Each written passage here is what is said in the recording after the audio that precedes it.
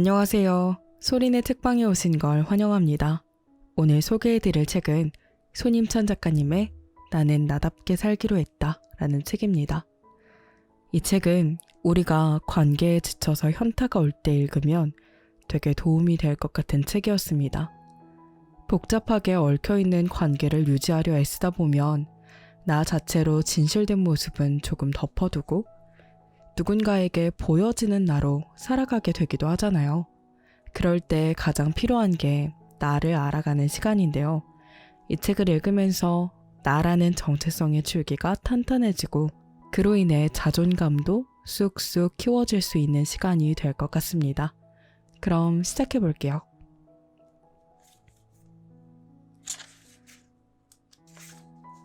우선 프롤로그부터 읽도록 하겠습니다. 최근 들어 가장 충격적인 발견은 내가 생각보다 수동적인 사람이라는 점이었다. 대학생 때는 책을 쓰겠다는 꿈을 위해 2년간의 휴학을 망설이지 않았고 스카우트되어 입사한 첫 직장을 10개월 만에 박차고 나와 편의점 야간 아르바이트를 하며 글을 썼다. 꿈을 이루기 위해 거침없이 달려왔던 그간의 시간을 생각하면 나라는 인간이 수동적이라는 사실을 선뜻 받아들이기 어려웠다. 생각해보면 나의 라이프 스타일과 삶의 균형이 조화롭지 못했다는 점이 수동성을 키우는데 큰 영향을 미쳤다.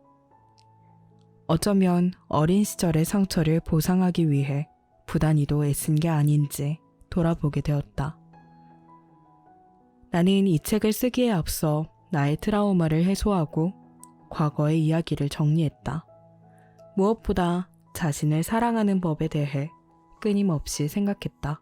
이 답을 말하려면 먼저 사랑이 뭔지 얘기할 수 있어야 했다. 사랑이라는 단어에는 수많은 의미가 들어있어 섣불리 정의 내리기 어렵다. 내가 본격적으로 코칭의 세계에 들어올 수 있도록 도와준 코치가 있다. 그와 상호 코칭을 하면서 사랑에 관해 여러 대화를 주고받았고 그 과정에서 사랑이 무엇인지 곰곰이 생각하게 되었다. 그는 사랑을 정의 내리기 어려운 이유가 사랑의 형태가 제각각이라 그렇다고 했다. 부모와 자식 간의 사랑, 이성끼리의 사랑, 스승과 제자 간의 사랑, 친구 간의 사랑, 부부의 사랑이 대표적인 예다. 그런 이야기를 주고받고 나서야 나는 비로소 이 책의 빈 퍼즐을 채울 수 있었다. 사랑받아 본 경험, 즉 내가 인정받고 존중받고 배려받은 경험이 스스로 사랑할 수 있는 핵심이라는 것이다. 나의 이야기나 사례들을 보면 그 과정들이 고스란히 녹아있다. 그렇기 때문에 나는 스스로 그럭저럭 괜찮은 사람이라고, 스스로를 사랑해도 된다고 자신에게 진심으로 말할 수 있게 된 거 아닐까? 사회적 명예와 성공, 벌어들이는 수익, 돈 같은 것들은 숫자로 정확히 측정할 수 있다. 그렇지만 사랑과 행복은 굉장히 추상적이라 뜬구름 잡는 이야기가 될 수 있다. 하지만 그것은 동시에 나의 전부다. 그런 면에서 내가 수동적인 사람이었다는 발견은 굉장히 놀라우면서도 흥미롭다. 원인은 역시 내가 받은 상처나 트라우마에 있었다. 그렇기 때문에 나의 방어 기제는 더 이상 상처받지 않기 위해 회피하고 체념하고 주어진 것에 만족하기 위해 합리화하는 모습들이 나온 것이다. 꿈을 향해 나아가는 길도 그랬다. 작가의 길은 정해진 도착 지점, 약속된 미래가 분명하지 않기 때문에 누군가는 불안정하다고 할 수 있다. 그렇기 때문에 나는 글을 쓰는 것을 아무에게도 말하지 못했다. 조용히 고집한 이 길을 흔들리지 않고 걸어갈 수 있었던 이유는 지금 생각해보면 이것이 나를 나답게 만들어준다는 믿음이 마음 깊은 곳에 깔려 있었기 때문이다. 그래서 나는 나답게 살기로 했다.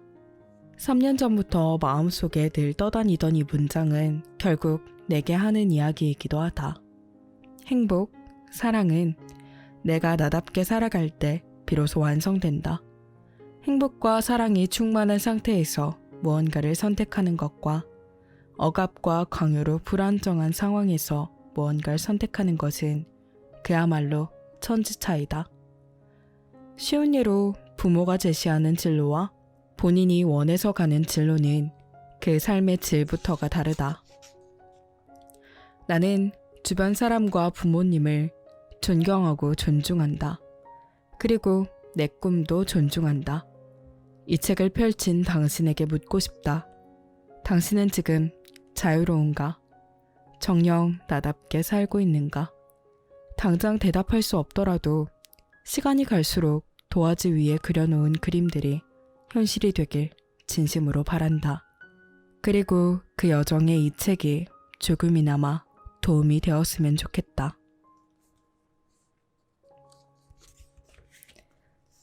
첫 번째 글은요.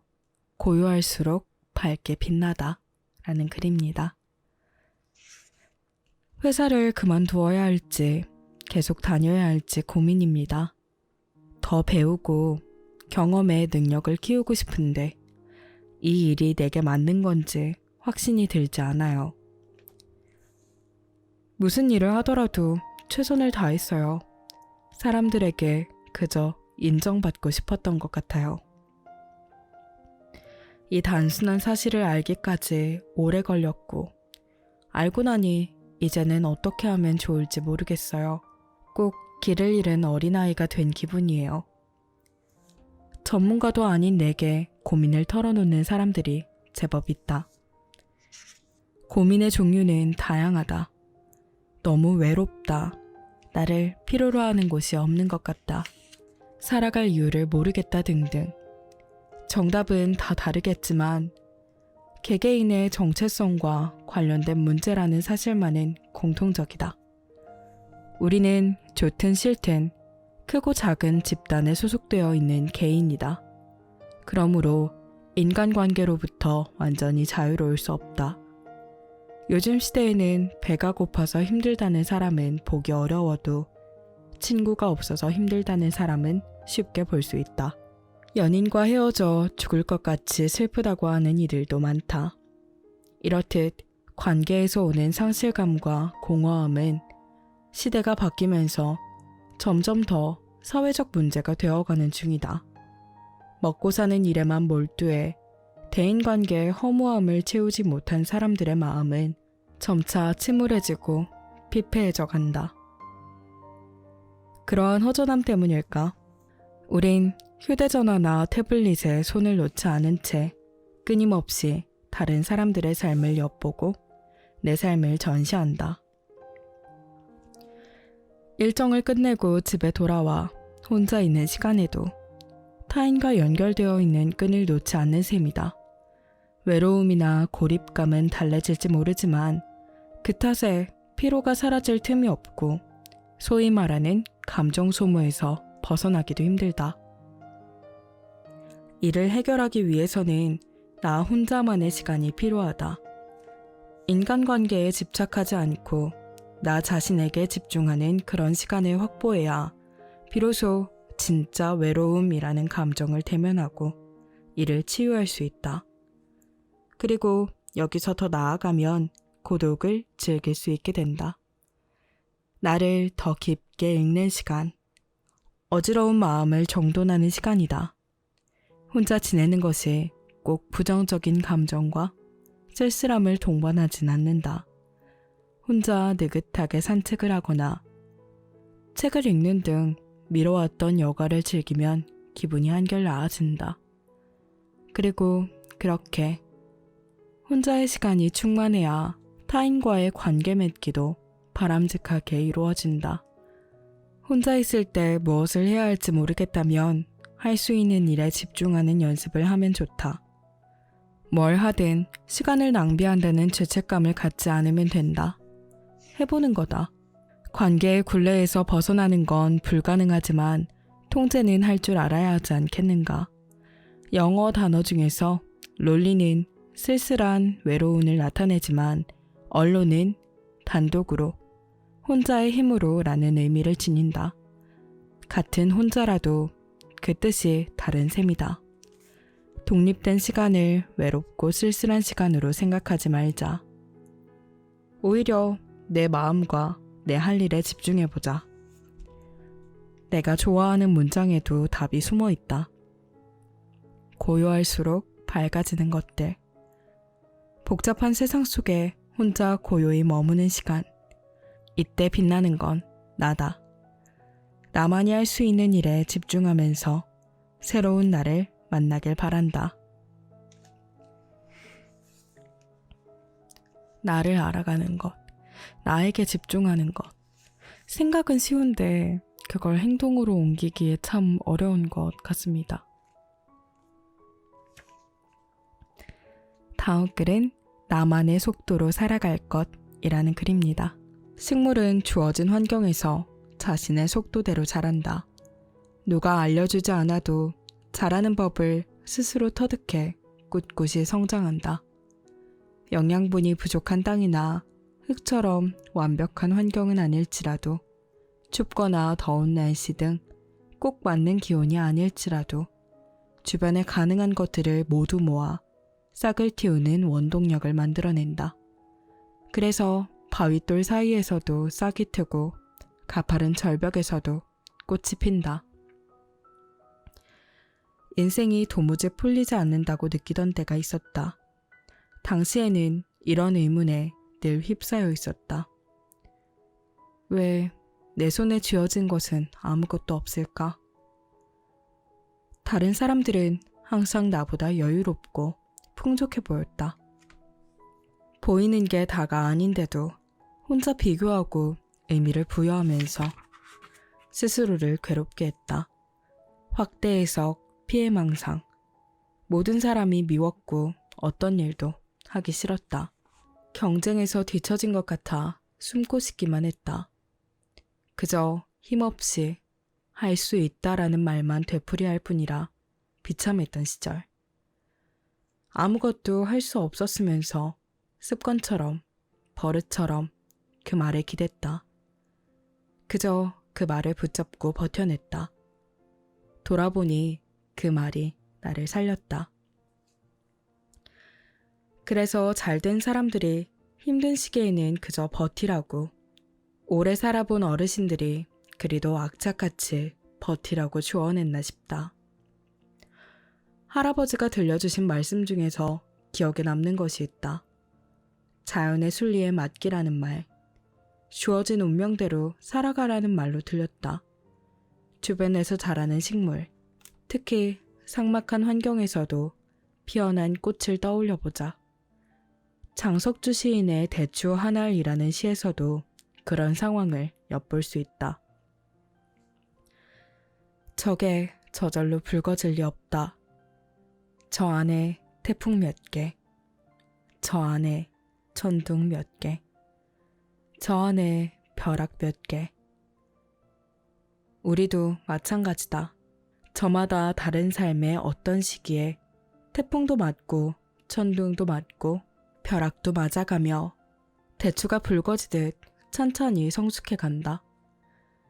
우리 삶에 주어지는 경험들은 역경을 딛고 반드시 결과물을 맺는다. 팍팍하고 메마른 바위 틈에서도 어떻게든 싹이 트는 것처럼 나 또한 주어진 환경에서 솟아오를 수 있으리라 믿어보자. 물론 쉽지 않을 것이다. 그 과정에서 겪어야 할 태풍, 천둥, 벼락과 같은 시간 때문에 제자리 걸음을 하게 될 수도 있다.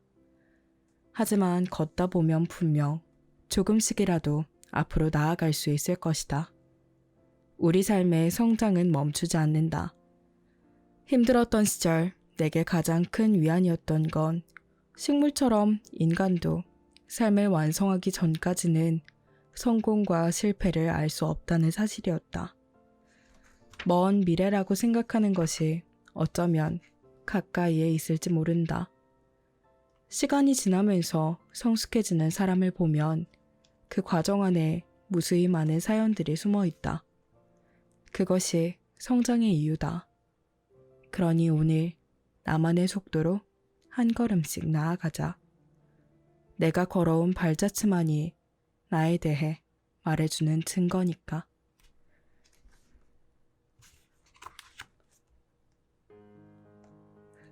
그런 게 있어요. 모두들 급할 필요 없다라고 이야기하지만 그 이야기가 막상 제 이야기가 되면 말처럼 되지 않잖아요. 마음속으로는, 머릿속으로는 조금 더 여유를 가지자, 괜찮다라는 생각을 하지만 그게 참 생각처럼 되지 않는 것 같아요. 나도 모르게 조바심을 내고 있고 나도 모르게 더 많은 걸 해야 된다고 스스로를 닥달하고 있더라고요. 그래서 책을 읽을 때 항상 이런 부분이 나오면 움찔하게 됩니다. 아, 맞아. 조바심 내지 말자 라고 스스로에게 조금 주문을 걸고 있어요. 다음 글은 많은 분들께 꼭 해드리고 싶었던 이야기였어요. 우리 삶에 움직임, 활력이 필요한 이유라고 해야 될까요? 한번 읽어볼게요. 움직이면 반드시 행복하다. 운동이라는 글입니다. 아무것도 하기 싫은 날이 있다. 한없이 게을러져 침대에만 누워있고 싶고 잠을 12시간씩 자도 활력이 없는 날 말이다. 나는 그럴 때 억지로 몸을 일으켜 밖으로 나가 잠깐이라도 산책한다. 그리고 나면 어떤 일을 할 의욕이 자연스레 생겨나곤 한다. 특히 산책, 즉 걷기는 내게 글에 대한 영감이나 사업에 대한 아이디어를 제공하는 의식과도 같은 행위다. 나를 찾아가는 과정 또한 뇌가 활성화되어야 한 걸음씩 능동적으로 나아갈 수 있다. 물론 운동을 하지 않아도 사는데 전혀 지장 없다고 주장하는 사람들도 있다. 그렇지만 운동은 삶의 질을 높일 수 있는 획기적인 행동이자 스스로의 잠재력을 키우는 훌륭한 수단이다. 운동이 우리에게 어떤 긍정적인 영향을 미치는지 알아보자. 운동이라는 스트레스 상황에 지속적으로 노출되면 스트레스에 대처할 수 있는 내성이 생긴다. 쥐를 대상으로 운동에 관한 실험을 한 결과 운동한 쥐는 그렇지 않은 쥐에 비해 스트레스 상황에서 노르에피네프린을 적게 분비했다. 노르에피네프린은 교감 신경계를 자극하는 호르몬으로 쉽게 말해 스트레스를 일으키는 원인 물질이다. 요즘 사람들은 언제 어디서나 인간관계로 스트레스를 받는다. 먼 옛날 이 스트레스가 인간이 살아남을 수 있도록 긴장 상태를 유지하게끔 만들어 주었지만 지금은 보기 싫은 사람을 계속 봐야 하거나 하기 싫은 일을 억지로 해야 하는 경우에서 생기는 만성 스트레스가 극심해 신체적으로나 정신적으로 취약해질 수밖에 없다. 세계적인 신경과학자이자 우울증 전문가인 앨릭스 코브는 우울할 땐 뇌과학이라는 책에서 운동이 주는 긍정적 영향을 신체적, 정신적, 사회적으로 나눠 정리했다. 먼저 운동이 신체에 미치는 영향으로는 에너지와 활력의 증대, 수면의 질 상승과 뇌 회복에 도움, 식욕 증진을 통한 스트레스 해소와 건강 개선을 꼽았다. 또한 운동은 정신을 예리하게 만들고 계획을 세우거나 결정을 내리는 데에도 도움을 줄 뿐 아니라 기분을 좋게 하고 불안과 스트레스를 낮추며 자존감을 높인다고도 했다. 마지막으로 사회적인 영향으로는 세상 밖으로 나가게 해준다는 점을 들었다. 비단 앨릭스 코브뿐 아니라 많은 신경과학자들이 운동에 대한 중요성을 강조할 때 현존하는 어떤 약도 그 효과를 흉내낼 수 없는 마법의 약이라는 표현을 사용했다. 신경과학자인 다니엘 울퍼트는 뇌가 존재하는 이유는 단 하나, 움직이기 위해서라고 주장했다. 바닷속에 사는 멍게는 머무르는 곳을 정하기 전까지만 뇌가 존재한다. 그리고 특정 시기에 이르러 머물 곳을 정하고 나면 더 이상 뇌를 필요 없다고 여기고 신경계와 같이 먹어버린다. 움직임이 멈추고 필요성이 사라지는 순간 뇌는 열량만 소모하는 장식품이 되는 것이다. 인간도 마찬가지로 뇌세포가 활성화되지 않으면 사고의 속도나 의식의 확장이 무뎌진다. 운동이란 건강한 몸을 만들기 위한 목적도 있지만 우리의 뇌를 활성화시켜서 더 창의적이고 생산적으로 사고하도록 돕는 활동이기도 한 것이다. 손가락 하나 까딱할 힘도 나지 않을 만큼 무기력한 날. 몸을 일으켜 창문을 여는 일, 몸을 씻고 거울을 보는 일부터 시작해 신발을 신고 집 근처를 10분만이라도 걸어보자. 거창한 운동을 할 필요는 없다. 조금씩이라도 몸을 움직이다 보면 마음가짐도 생활도 어느새 달라질 것이다. 특히나 코로나 때문에 이제 코로나 블루라고 하죠. 밖에 나가지 못하고 집 안에서 생활하다 보니 우울함을 호소하시는 분들이 많아졌다고 해요. 제 주변에도 그런 분들이 좀 많았는데 움직임이라는 게 굉장히 중요하다고 생각합니다. 안 좋은 생각은 꼬리에 꼬리를 물어요. 그래서 하나의 안 좋은 생각이 시작되면 보통 그게 점점 커지고 길어지고 오래 간단 말이죠. 그럴 때 잘 풀어나갈 수 있는 것이 운동이라고 생각합니다. 물론 정말 힘들어하는 분들도 있지만 별다른 이유 없이 너무 무기력해지고 지친다면 가벼운 산책을 해보시는 건 어떨까요?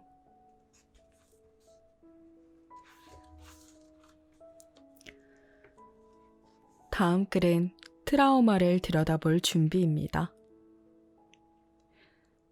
나의 트라우마를 얘기하려면 어쩔 수 없이 어린 시절을 들여다보아야 한다.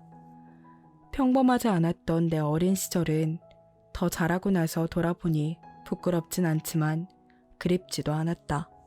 나의 많은 부분이 어린 시절에 형성되었고 그것은 오롯이나마 어떤 날은 약하게 또 어떤 날은 강하게 나를 괴롭혔다. 이러한 트라우마에서 벗어나기까지 꽤 오래 걸렸다. 그래도 트라우마에 관한 얘기를 전하기 위해 어린 시절로 잠깐 돌아가 보려 한다. 우리가 오래 살아온 공간에는 상처가 있다 라고 김영하 작가가 어느 방송에서 말했다.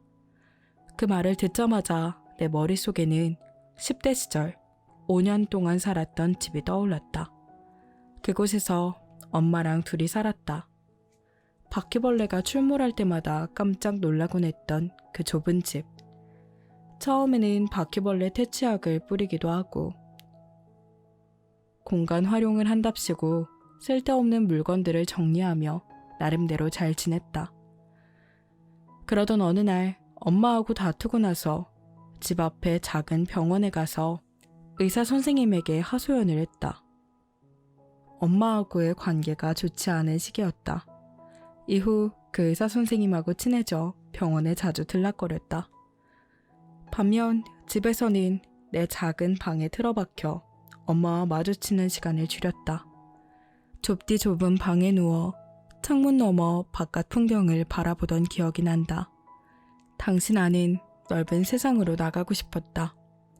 늘 만나는 사람, 늘 봤던 것 말고 새로운 경험을 하고 싶었다. 그게 뭔지 잘 모르면서도 계속 무언가를 갈구했다. 그 간절함이 끝까지 차올라 넘쳐 흘렀을 때 나는 결국 그 집을 나와 독립했다. 시간이 흐르고 철든 나는 엄마에게 다시 다가가려고 10대 때 벗어나고 싶었던 그 집을 찾아갔다. 모든 것이 그대로였다. 내 공간은 엄마의 물건이 차지하고 있었다. 엄마도 하고 싶은 일이 많았는지 이것저것 공부한 흔적이 보였다. 그러나 화장실은 불이 들어오지 않았고 세면대에는 수도관이 없어 물을 틀면 물이 아래로 곧장 떨어졌다.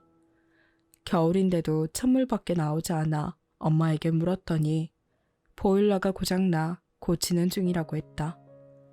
돌아보니 예전에도 여름에는 찬물만 나왔던 날이 많았고 겨울에 보일러가 고장이라도 나면 한동안 따뜻한 물로 샤워를 할 수 없었다.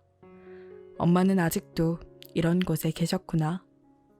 내가 떠나고 나서 꽤 오랜 시간을 혼자 보냈을 텐데 외롭지 않았을까? 사랑하는 아들과 자주 다투었던 공간, 하나뿐인 가족이 등 돌린 채 머물던 공간에서 어찌 지냈을까? 그리고 내가 다시 돌아왔을 때 어떤 심정으로 나를 반겼을까? 오랜만에 만나는 자식을 챙겨주려 까칠까칠한 손으로 서둘러 요리를 만드셨을까?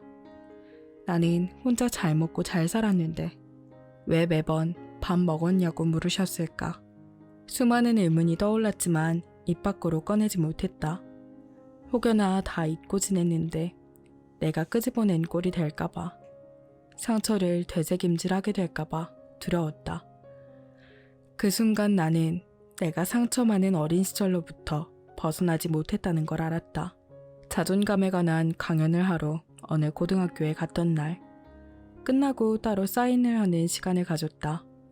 그날 강연에서 이야기했던 내용들은 사실 20대부터 40대 분들까지의 성인들이 더 와닿을 수 있는 사례가 많았는데 10대 아이들이 진지하게 들으며 공감하니 마음이 좋지만은 않았다.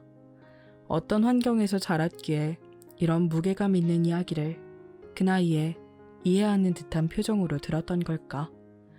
그런 생각을 잠깐 했지만 막상 사인이 시작되니 시간이 정신없이 지나갔다. 그때 갑자기 두 학생이 와서 이구동성으로 내게 말했다. 작가님, 그런 생각 하지 마요. 그래서 무슨 생각이요? 하며 미소를 띠며 물으니 책 페이지를 말해주었다. 펼쳐보니 그 페이지에는 어쩌면 나란 존재는 한 여자의 인생을 망친 건지도 모른다 라는 구절이 있었다. 학생들이 내게 엄마에 대한 죄책감을 갖지 말라고 격려의 말을 해준 것이다. 내가 연단에 서서 격려의 말을 보낸 것처럼 똑같이 내게 화답한 걸지도 모른다. 그런 일이 있고 나서 엄마를 원망하는 마음을 지우고 마음 먹고 집에 돌아갔을 때 엄마는 여전히 예전에 살던 낡은 집에 머물고 있었다. 세면대도 보일러도 예전과 똑같았다. 지금의 나라면 집안 사정을 생각해서 이해할 수도 있었겠지만 어릴 때는 그게 너무 싫었다. 가난은 나의 컴플렉스 그 자체였다. 상처투성이에다가 열등감이 가득했던 내가 엄마의 얼굴을 진정으로 마주할 수 있게 되었을 때 엄마의 손은 예전에 비해 주름이 들어 있었다. 어렸을 때 봤던 엄마의 손은 하얗고 가늘었는데 지금은 그렇지 않아서 가슴이 미어졌다. 그 일을 계기로 엄마에게 다가갈 수 있게 되었고 그 후로 엄마의 생일에는 두 눈을 바라보며 싫은 내색을 하지 않고 대화할 수 있었다. 엄마는 어쩌면 나를 낳지 않았어야 더 행복하지 않았을까? 결과적으로 이혼했다는 사실은 엄마의 결혼 생활이 불행했다는 걸 의미하니 말이다. 나는 태어나지 않는 게 낫지 않았을까? 그런 편이 한 여자의 인생을 더 자유롭게 하지 않았을까 싶었다. 학생들은 그런 생각하지 말라 했지만 또다시 안 좋은 생각이 고개를 내밀었다. 머릿속이 꽤 번잡한 상태로 엄마에게 한 가지 질문을 건넸다. 엄마는 20대 초반에 나를 낳았는데 무섭지 않았어? 무섭긴 뭐가 무서워. 엄마는 웃음에 대꾸했다. 그리고 생명은 소중하다고 덧붙였다. 그 이상의 표현은 하지 않으셨지만 그 말 한마디로 그동안 나는 내가 사랑받고 있었다는 것을 깨달았다. 단지 슬픔과 원망이 내 눈을 가려 못 봤을 뿐이었구나. 왜 그렇게까지 미워했을까? 그때의 나는 그럴 수밖에 없었던 걸까? 늘 되물어보게 된다. 가족 또한 인간관계지만 그 말에 담긴 의미만큼이나 알기 어려운 연결고리가 있다. 상황에 따라 결국은 용서하지 못할 수도 있지만 뭔가 마음에 응어리가 남아있다면 그것은 그리움의 또 다른 형태가 아닐까. 나는 아버지를 잃은 날 되돌아갈 곳을 잃었다는 사실에 한없이 눈물을 흘렸다. 편부모 가정이라는 사실에 컴플렉스를 가지고 있었고 부모님이 모두 있는 친구들을 부러워하며 엄마를 괜히 원망하며 지냈다. 눈물이 멈추지 않았다. 그리고 엄마와의 관계가 가슴 깊이 다가왔다. 만약에 이대로 엄마를 원망한 상태로 다가오는 시간을 맞이해야 한다면 감당할 수 없을 것 같았다. 정말 혼자가 되겠다는 생각이 들어 무서웠다. 그 두려움의 감정은 용기로 바뀌었고 미묘하게 상황이 맞아떨어져 가족 관계를 회복할 기회가 생겼다. 물론 앞으로 관계가 다시 나빠질 수도 있다. 그래도 과거에서 벗어나 앞으로 나아갔다는 사실에 기뻐하기로 했다. 가까울수록 다가가기 어렵고 미운 만큼 사랑하는 사이. 그 이름은 가족이고 내게는 엄마라는 사람이 그러했다.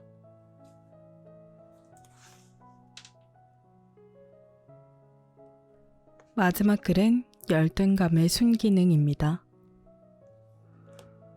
내 할 일을 잘 하다가도 문득 전해 들은 동창의 성공이 SNS에 올라온 타인의 여유가 부럽다고 생각한 경험은 누구나 있을 것이다. 우리가 다른 사람을 보며 부러워하는 이유는 무엇일까? 그 이유에 대해 곰곰이 생각해 본 적이 있는가? 알고 보면 그 이유는 꽤 단순하다. 그 모습이 보이니 질투하는 마음이 드는 것뿐이다. 그건 다른 말로 표현하면 열등감이다.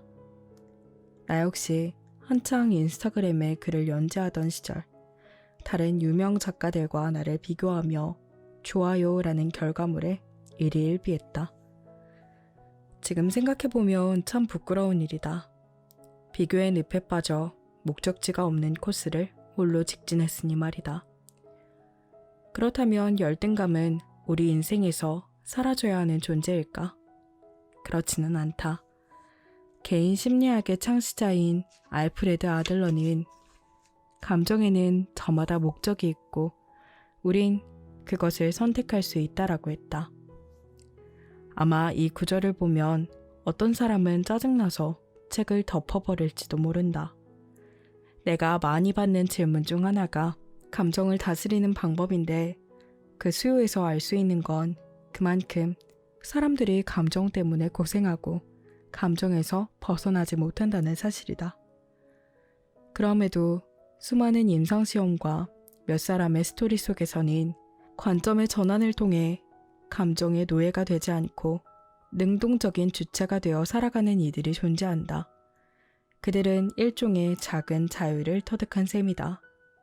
자신을 어떤 프레임 속에 가둔다는 것은 그만큼 사고가 열려있지 않고 자유롭지 못하다는 증거다. 법륜 스님은 모든 것을 끊임없이 비교하는 일로 괴롭다고 고백하는 이에게 교만해서 그렇다고 충고한 바 있다. 그러면서 이상적인 나와 현실의 나를 비교하지 말라고 덧붙였다. 감정도 그렇고 단어도 그렇고 저마다 쓰임새가 있고 역할이 있다. 내 생각에도 비교는 말 그대로 분석하는 것 자체에서 그쳐야지. 그렇지 않으면 독이 된다. 비교의 목적은 공통점과 차이점을 알아내는 건데 사실 이것은 디지털 미디어의 홍수 속에서 선택지가 많은 현대인에게 필요한 행위이기도 하다. 주인이 되려면 주체가 되어야 하고 주체가 되려면 알아야 한다. 모르면 끌려다닐 수밖에 없다. 하다못해 관련 서적이라도 읽으면 주도적인 힘을 기를 수 있다. 우스갯소리지만 좋아서 메모장에 적어둔 문장이 있다. 세상에서 가장 받아들이기 힘든 이별이 무엇인지 아느냐? 그건 바로 이유를 알 수 없는 이별이다. 상실을 이겨내려면 가장 먼저 할 게 받아들임인데 수용하려면 알아야 한다. 모르면 받아들일 수조차 없기에 의문 속에서 헤매게 된다. 인간은 알 수 있는 만큼 대처할 수 있다. 적어도 조금이라도 상황이 나아지길 원한다면 바라보는 관점을 달리 해볼 필요가 있다. 그래야만 주체적으로 변화를 선택할 수 있다. 할 수 있다는 믿음만 있으면 충분하다.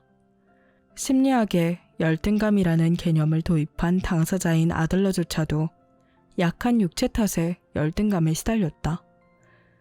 후두염 폐렴으로 병약한 어린 시절을 보내다 보니 그를 치료하던 의사도 부모에게 아들의 죽음을 준비하라고 했다는데 그 충격이 얼마나 컸을까.